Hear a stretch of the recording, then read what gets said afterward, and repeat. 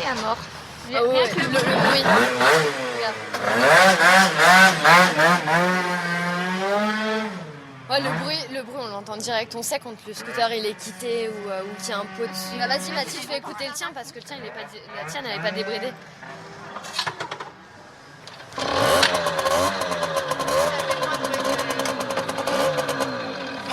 Ça sent bon, moi j'adore cette odeur. Ah, j'adore. L'essence, c'est une odeur, je sais pas, j'adore, ça monte dans le nez, ça monte au cerveau. J'adore. Bon, je pourrais pas me le mettre en parfum hein, parce que quand on sent l'essence, c'est pas cool, mais j'aime bien quand je mets de l'essence sentir là. Je sais pas, il y a quelque chose qui me monte au cerveau, qui fait que j'aime bien. Comme, je sais pas, comme des fraises ou je sais pas. Bon bah, salut tout le monde!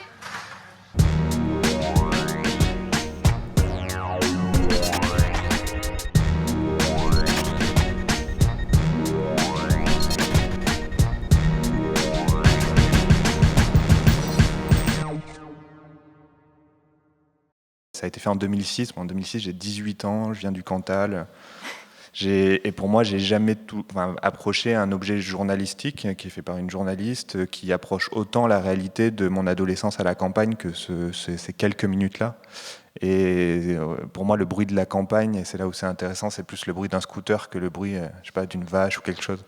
Et pour moi, dans ce petit moment et puis dans tout ce pied sur terre hein, qui dure donc 24 minutes ou quelque chose comme ça, on touche à ce qui m'intéresse le plus dans ce travail documentaire, c'est cette question du sensible. On a l'odeur, on a le son, on a la vue, qui sont rassemblés en quelques minutes et qui tout de suite nous plongent dans une ambiance qui nous amène ailleurs, et ça peut être ailleurs et partout en même temps, une espèce d'universalité du sujet que je trouve très beau et qui touche aussi, pour moi, je travaille en tant que journaliste, le documentaire, c'est un espace d'expérimentation et de création journalistique dans ma pratique, et on aborde quelque chose que je trouve vraiment passionnant, c'est la question de la banalité, comment, sur un sujet qui est...